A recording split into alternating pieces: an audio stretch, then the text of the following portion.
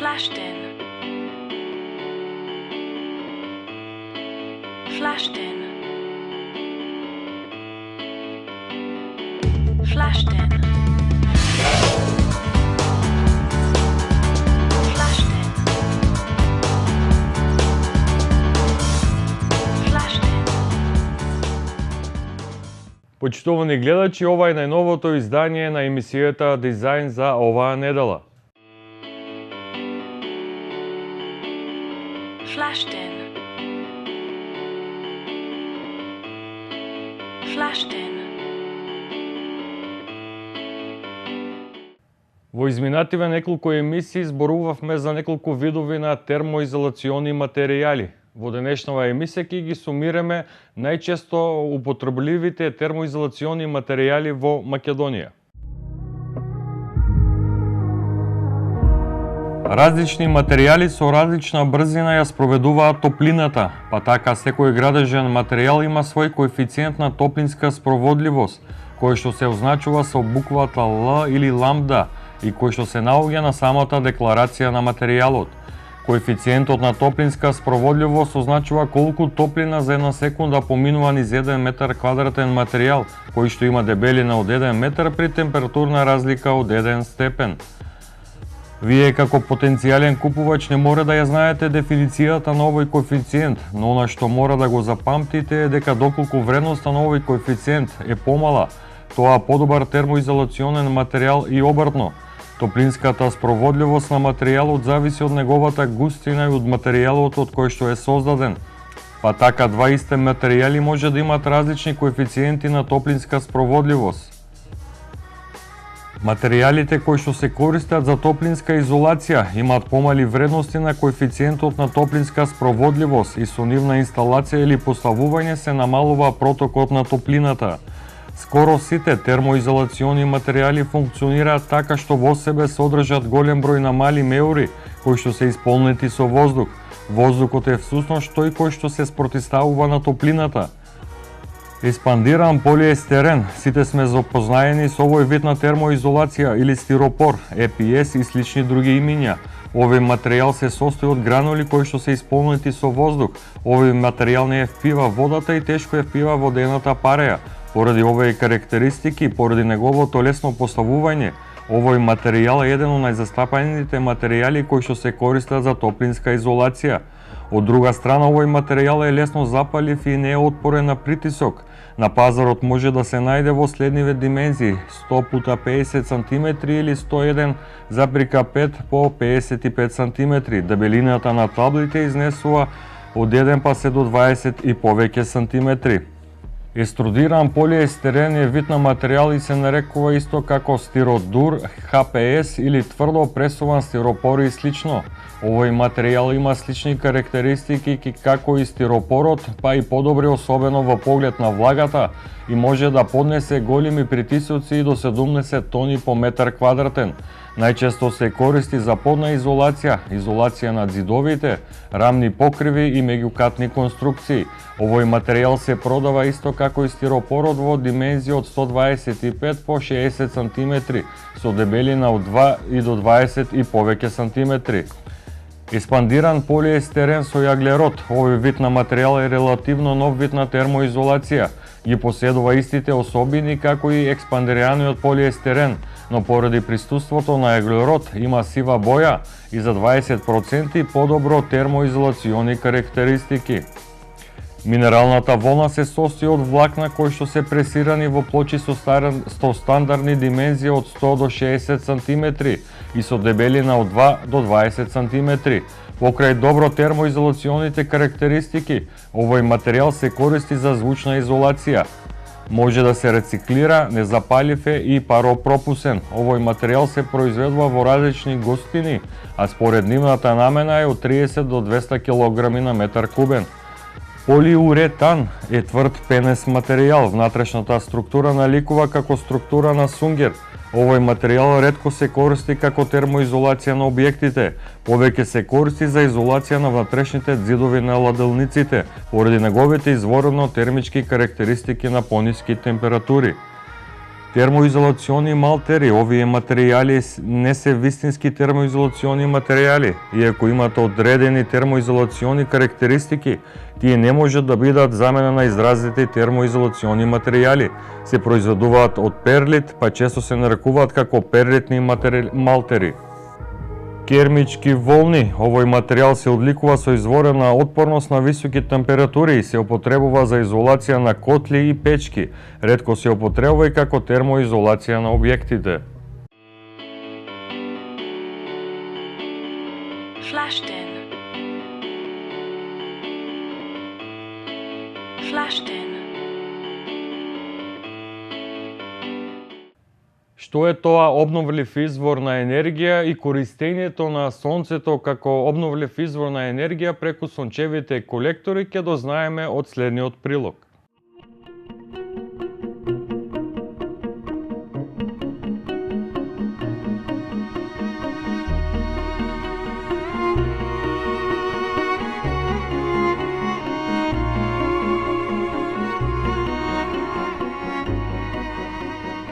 Обновлив извор на енергија представува секој енергетски извор кој сам по себе е одржлив, потекнува како последица на природен процес и при неговото користење не се создава процес на загадување.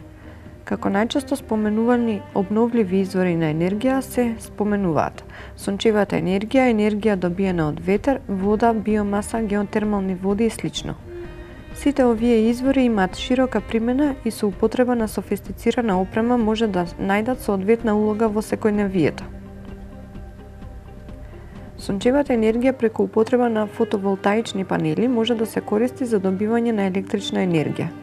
Исто така, сончевата топлина преку користење на соларни колектори може да се искористи за производство на топла вода или воздух, чија што намена би служила за загревање на стамбени, комерцијални или индустријски објекти. Енергијата добиена од страна на ветерот и проточната вода со употреба на турбини или ветерници може да се добие електрична енергија. Преку ферментација, дистилација и слично на семенскиот материјал на житариците може да се добие етанол или биодизел кој се користи за секојдневниот транспорт, односно производство. Гледајќи глобално, има повеќе причини за инвестирање во развојот на технологиите за искористување на обновливите извори на енергија. Имено рапидно зголемување на глобалното затоплување, енормно загадување, неконтролирано трошење на веќе ограничени енергетски ресурси, како и економските фактори поврзани со истите се едни од водечките мотиви за развој на нови и поефикасни технологии за искористување на обновливите извори на енергија. Сончевата енергија е енергетски обновлив извор кој од секогаш наоѓал широка примена во човештвото. Сонцето е главниот генератор на најголемиот дел од енергијата што ја користиме на планетата Земја. Се разбира, за нејзина употреба таа ја менува својата форма и при тоа ја нема рамномерно во текот на нејзиното користење. Кога станува збор за искористување на сончевата енергија, веднаш не асоцира на производство на топла вода и воздух, како и производство на електрична енергија. Со зголемување на еколошката свест на големите компании, а и воедно по потрага на алтернативни извори на енергија во корист на финансиски заштеди и економска конкурентност на пласираните производи, во последниве децении значително се инвестираше во развојот на технологиите за искористување на сончевата енергија и при тоа се добија значителни поволни резултати во делот на ефикасноста на веќе достапните технологии. Така, например, технологијата за искористување на топлинската енергија во рамки на домаќинствата е до тој степен развиена, што во западните држави е незамисливо да се изгради нов објект без инсталација на ваквите уреди. Најчесто употребувана технологија е системот на сончеви колектори за производство на топла санитарна вода. На глобално ниво евидентирани се стотици илјади вакви системи, посебно во регионите со изразено сончево зрачење. Топлата вода во секојдневието наоѓа широка примена без разлика каде се употребува, дали во домаќинствата или во индустријата, и огромен дел од потрошената енергија се троши токму за загревање на водата. Така, например, во домаќинствата топлата вода најчесто ја користиме за хигиенски услови, тоест перење на алишта, садови, лична хигиена и слично. И дури 40% од вкупно потрошената енергија е токму за загревањето на водата. Во индустријата пак, во зависност од видот на производството топлата вода има клучна улога и се користи во огромни количини. Например, во текстилната индустрија се користи за подготовка и преработка на текстилните материјали. Во прехраната за перење на амбалажа, зеленчукот, овошјето директно се употребува во конзервната и месната индустрија и слично. Во хемиската индустрија директно се користи во хемиските процеси. Кога станува збор за технологиите за искористување на сончевата енергија, тоа веднаш не асоцира на системот на колектори за производство на топла санитарна вода. Во зависност од намената и географската положба на корисникот се применуваат три типа на сончеви колектори, и тоа рамни колектори, интегрирани колектори, вакуумски колектори. Република Македонија има извонредни услови и капацитет за употреба на овие системи поради големиот број на сончеви денови во текот на годината. Со просечни 240 сончеви денови преку употреба на овој систем покрај заштедата на електрична енергија ќе се обезбеди и повраток на вложените финансиски средства во краток рок и директно ќе учествувате во намалување на емисијата на CO2 во атмосферата.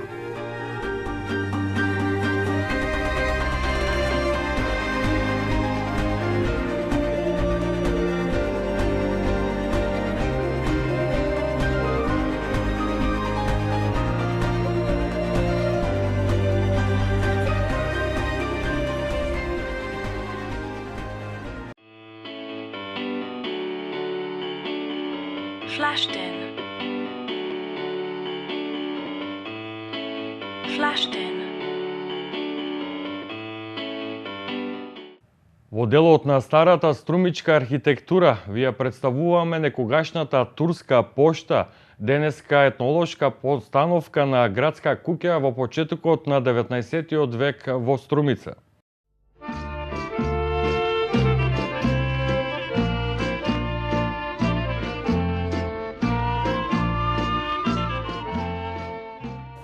Имајќи ја во предвид административната и стратегиска положба на градот Струмица, изголемената циркулација на материјални добра, како стоки и информации, во средината на 19 век е изграден јавниот објект Турската пошта. Во стариот дел на градот, во близина на Орта џамија, се наоѓа старата Турска пошта. Објектот е изграден во 19 век и првично е наменен токму за да биде пошта. Понатаму ова станува стамбен објект, денеска представува туристичка атракција која што е во надлежност на музеот во Струмица. Овој објект функционирал се до заминувањето на осмалиите од нашите краеви. Подоцна станува стамбен објект. Еден од позначајните објекти за време на турското владење во Струмица е и Турската пошта. Денес што ја викаме Стара Турска пошта, која денес се наоѓа на улица Тошо Арсов, тога се водело на број 7, а сега друг број. Турската пошта спрема наши сознања изградена некаде во почетокот на 19 век и во неја меѓу другото имало и телеграф. Во ова пошта спрема наши сознања работеле тројца службеници кои вршеле поштенската служба. Со првата Балканска војна Турција ја напушта Македонија и оваа пошта престанала да функционира и доста е била разрушена. Во 2010 година Завод музеј ја реновира во денешна состојба. Според архитектонскиот градежен концепт на обликување на објектот во внатрешноста, тој е граден наменски. Сочуваноста на малите шалтери, по еден во ходникот на приземјето и на спратот на северниот зид, третиот на источниот зид во северозападната просторија, ја објаснуваат функцијата на објектот, како јавна зграда, односно служела за комуникацијски активности на градот со другите градови во Македонија и пошироко. Објектот е граден од камен, тула и варов малтер во подрмот и приземјето, додека катот е граден со лесна бондру конструкција од дрвни греди и летви, врз кој е нанесен варов малтер. На источната страна има дворна површина оградена со камен зид и влезна порта, на северниот зид користена како главен влез. Дворниот простор е поплочен со пешеви сиви и бели рустично обработени камени плочи. Оградниот зид е покриен со ориентална керамида, а неговата завршница е на североисточната страна, со нагласена влезна правоаголна дрвена порта, покриена со мал двосливен кров. Портата е слепена за североисточниот агол од зидот. Од дворната површина во објектот има влез за подрумскиот дел, а преку скали влез за приземјето. Подрумскиот дел ја зафаќа само северната половина од објектот. Влезот за приземјето е преку дрвена врата над кој постои елипсовиден отвор за осветлување. На северната половина од приземјето има две соби, додека јужниот дел е ходник поплочен со камени плочи над кој има дрвени скали кои водат на катот. Во источниот агол од ходникот има мала просторија користена како санитарен јазол. Катот е во основа концепиран како и приземјето, со таа разлика што ходникот е со под од дрвени штици. Објектот поседува нагласено вертикално простирање во просторот со изразито акцентирана геометризација на фасадните површини во приземјето и на катот. Покривањето на кровот е изведено со ориентална керамида. Кровниот венец е испуштен со малтерна обивка која го формира истиот. Фасадата е разбиена со по 4 правоаголно вертикално поставени прозори на катот и приземјето на источната и северната страна.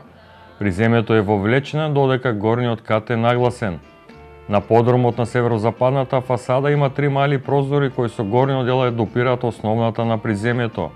Фасадирањето на објектот е изведен со мазен малтерно обоен со сина боја без украси. Објектот до почетокот на 20 век служел за комуникацијска дејност, додека во првите децении на 20 век е пренаменет за стамбена намена.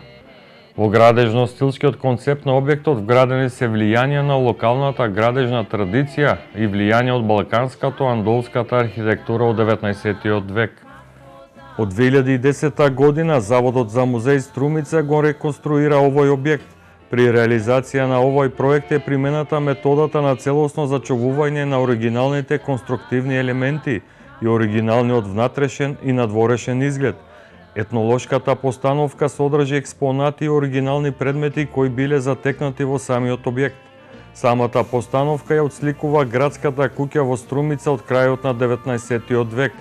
Овој објект го имаат посетено повеќе туристи, како и сите основни средни училишта од Струмица и околината. Посетата на ова староградска куќа може да се случи само со претходна најава во Заводот и музеј во Струмица.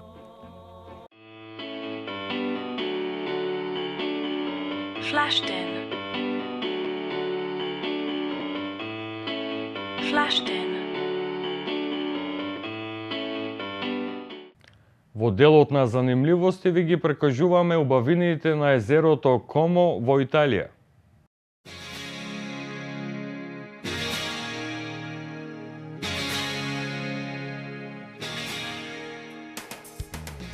На бреговите на езерото Комо се наоѓаат елитни вили со пространи градини, најчесто изградени во каскадна форма поради конфигурацијата на теренот, украсени се со медитерански и екзотични видови на растенија и скулптури. Во периодот помеѓу 16 и 18 век, голем број на фамилии од Милано започнуваат со изградба на летни престојувалишта на брегот од езерото.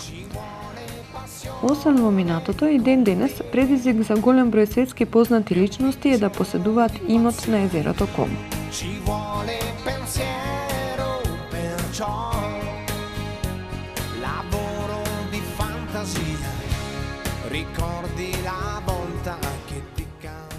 Вила Сербелони. Изградена во 1605 година, оваа вила се наоѓа на највисокото место во Белаџија. Припаѓа на фондацијата Рокфелер и служи за одржување на конференции и студии. Големиот парк, составен од речиси 18 км патеки, која краси оваа вила, е отворен за јавноста од април до октомври. Во него може да се сретнат голем број медитерански видови, како медитеранскиот чемпрес, маслинки, солитерно насадени, како и жива ограда, најчесто искроена во геометриски стил, во форма на лавиринти, а внатрешноста исполнета со цветни видови. Поради местоположбата, погледот кон езерото од градината на оваа вила представува посебно доживување и неповторлива убавина.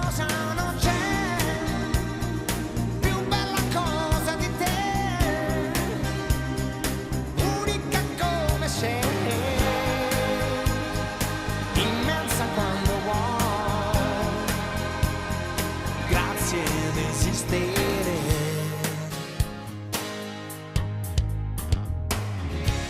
Com'è che non passa con gli anni miei la voglia infinita di te? Cos'è quel Вила Балбианило. Вила Балбианило. На врвот од ретото Лино се наоѓа импозантната вила Балбианило, која е изградена во 1700 година, по наредба на кардиналот Дурини. Денес оваа вила е во сопственост на Фај. Таа ја има една од најубавите позиции на езерото, која дава прекрасен панорамски поглед. На најгорниот кат од имотот се наоѓа музеј за изложување на уметнички дела. Градината ја карактеризира тераси и балустради кои ја следат линијата на нерамниот терен збогатен со стрмни карпи. più bella cosa non c'è, più bella cosa di te, l'unica come sei, immensa quando vuoi, grazie di esistere.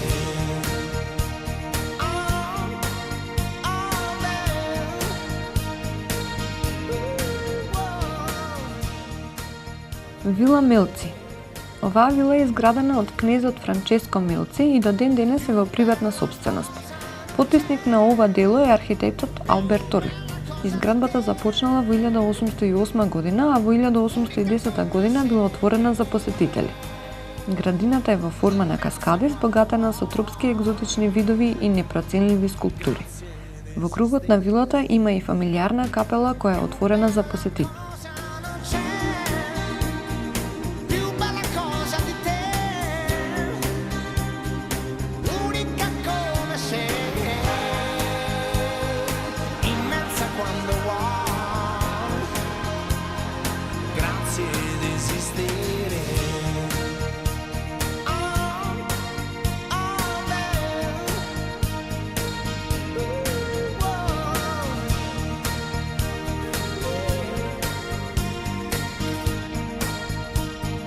Più bella cosa non c'è. Вила Карлота. Ова ремек дело е изградено во 1600 година по нарачка на фамилијата Клеричи. Подоцна имотот е префрлен во сопственост на принцезата Маријана од Холандија, која вилата ја поклонува на својата ќерка Карлота како свадбен подарок. Во градината на оваа вила може да се сретнат најразлични растителни видови од речиси целиот свет. Цитруси, камелии, палми, колекција од бамбусови видови и слично. Градината има посебна убавина во периодот април-мај, кога расцветуваат околу 1500 видови на азалеите, што ја красат градината. Grazie di esistere.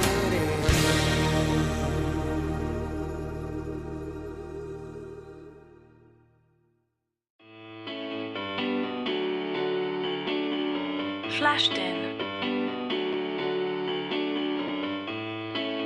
Flashed in. Ова беше уште едно издание на емисијата Дизајн. Се гледаме следната недела. Flashed in. Flashed in. Flashed in.